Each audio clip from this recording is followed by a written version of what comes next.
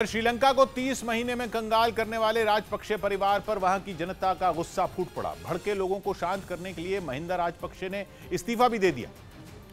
लेकिन लोगों का गुस्सा शांत नहीं हुआ और उनके गुस्से की आग में श्रीलंका जल उठा। राजपक्षे परिवार ने 30 महीने में लंका को दाने दाने के लिए मोहताज कर दिया। लोग भूखों मरने लगे, जिसका नतीजा यह हुआ कि उन्होंने महिंदा राजपक्षे का घर फूंक दिया।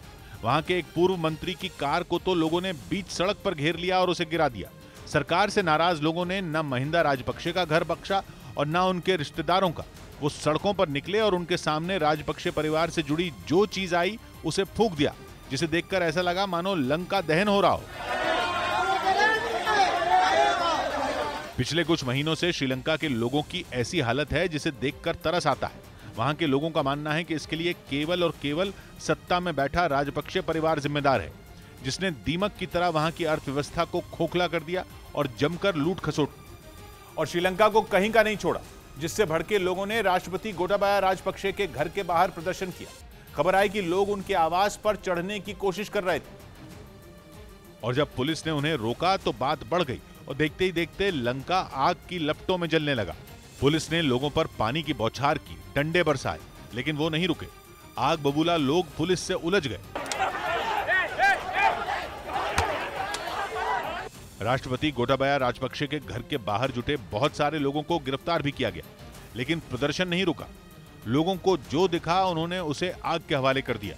इस बीच खबर आई कि महिंदा राजपक्षे ने प्रधानमंत्री के पद से इस्तीफा दे दिया है, लेकिन लोगों का कहना है कि इतना काफी नहीं है, क्योंकि वहां की जनता गोटाबाया समेत पूरे राजपक्षे परिवार को सत्ता से बाहर करना चाहती है। क्योंकि कहा जा रहा है कि श्रीलंका की यह दुर्दशा केवल और केवल राजपक्षे परिवार की वजह से हुई है।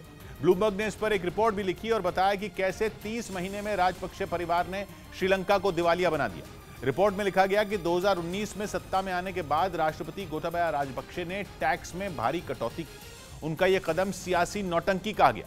खुद उनकी सरकार के वित्त मंत्री ने इसे खतरनाक बताया और सरकार की लापरवाही बोला, क्योंकि राजपक्षे सरकार ने वैट को 15% से घटाकर 8% कर दिया, जिसके बाद सरकार को मिलने वाला रेवेन्यू कम हो गया। नौबत यह आ गई कि श्रीलंका ऐसा देश बन गया जहां सरकार को सबसे कम रेवेन्यू मिलता है, और ये तब है जब श्रीलंका वर्ल्ड बैंक और चीन जैसे देश का कर्जदार है। नौबत यह आ चुकी है कि वो कर्ज की किस्तें भी नहीं दे पा रहा।